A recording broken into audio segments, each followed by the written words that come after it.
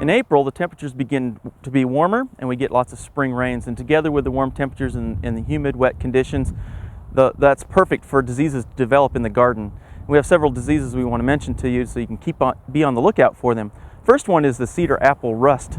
And this is a fungal disease that has a very complex life cycle, actually having two hosts, the cedar or juniper tree and the apple tree. And this gall, as you're seeing right here, is on the juniper, and it actually spends most of its life cycle on the juniper, almost 18 to 20 months, and then the last few months it's on the apple tree. Now, on the juniper, it's really not a detrimental thing. It usually doesn't cause a lot of harm to the juniper, but for those of us who are growing apples in the garden, want to harvest some nice juicy apples off the tree, this disease can be very destructive. It really reduces the amount of production, and if not managed properly, it could actually kill the tree. So there are some things that you can do to help control the disease. Obviously, because it has two hosts, the logical thing would be to get rid of one of the hosts, and the logical host to get rid of would be the juniper, because we usually want the apples in the garden. But junipers grow all over Oklahoma, and we plant them in our yards as ornamental plants as well, and so it's really difficult to eliminate the hosts. You can go ahead and pick the galls off the tree and remove them, and that will help reduce the amount of disease that can be spread through the garden. But again, if your neighbors have a juniper, or there's a juniper down the block, those spores that are produced by that tree could eventually find your yard and attack your tree. So eliminating a host isn't always the best option. Probably our best option, though, is to use resistant varieties. There are many apple varieties that are resistant to the cedar apple rust, and so if you really want to grow a good apple and have good apples in your yard, you want to look for those varieties that are disease resistant. Of course, you can use fungicides as well.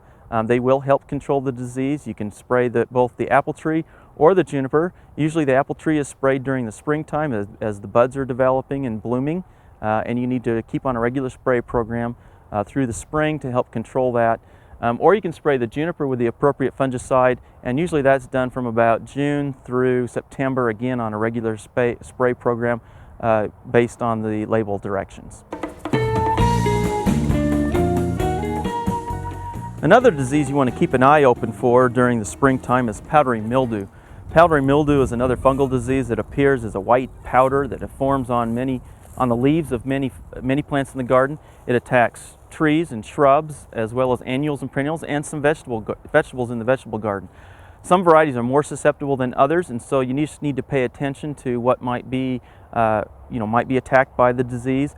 And again, if you can apply a fungicide early enough, as leaves are emerging and as the plants are beginning to develop, and when temperatures are warm and it's wet and rainy, then that will help keep that disease down to a low roar. Again, the best approach that we have to controlling this disease is a disease-resistant varieties. Roses will get powdery mildew. Some of the flowers, such as phlox, zinnias, those all get powdery mildew. Lilacs, and most of these have resistant varieties to powdery mildew. So if you really want to be successful and try to avoid some of those diseases, then watch for the disease-resistant varieties and plant those. Now, other things that can pop up in the garden this time of year are the insects. The temperatures are warming up, and we'll start seeing aphids and lace bugs, as well as spider mites as it gets hotter and drier, and so keep an eye open for those. You can use an insecticide to control those, but we really encourage you to give them some time to give the predators, the natural predators, a chance to build up in the garden and attack those insects that they like to attack, and they will often keep that population down to a low roar also. Another approach is to take a hard stream of water and spray your plants with that hard stream of water and knock the insects off the plant. They usually die before they can return to the plant. Now, as we get into later into April, and if we don't get a lot of the spring rains, be sure you get out and water your garden as well, water your trees and shrubs. We want to encourage deep moisture, develop good root systems, and have healthier plants before the heat hits this summer.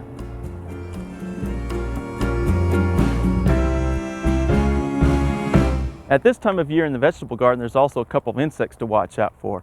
One of them is the cutworm. It's a soil-borne insect that can be controlled by applying an insecticide to your soil prior to planting if you need to. But probably the best way to control it is to take a stick or a collar and place it around the stems of your young transplants. That will help keep him from wrapping around the stem and chewing the stem off at ground level. Another insect that often pops up in the garden at this time is the cabbage looper, a little tiny a worm or a caterpillar, and it will chew on the leaves and mostly on the cabbage and kale and plants like that. But you can remove those by hand, or you could also spray them with an insecticide that contains Bt, or Bacillus thuringiensis. That works very well on those, and it comes in either a spray or a dust. And the dust works better on plants that have more of a waxy leaf surface. Now, at this time of year, at least towards the end of April, and as we get into first part of May, the temperatures are warm enough to establish and start managing your warm season grasses such as buffalo grass, Bermuda grass, and zoysia grass. You really need to wait until the soil temperatures warm up really good though. They should be, the average soil temperatures at ground level should be about 68 degrees. That's the best temperature for the seeds to germinate if you're establishing them by seed, and to establish them by sprigs or plugs. You can also do sod as well, but you want to get started early enough that they can start really developing well through the summer.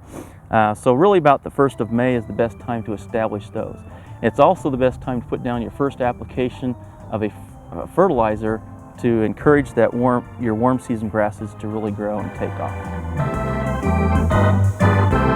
Here in Oklahoma, the hummingbirds will start arriving in early April. So you want to make sure you have your feeders taken down and cleaned out and filled with the appropriate mix of 1 part sugar to 4 parts water. Food coloring is not necessary.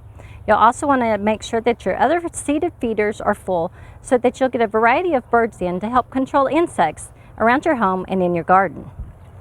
Now is also the time of year that you want to dig out your soaker hoses. Get those laid out in your garden, and this will help to irrigate more efficiently and save water.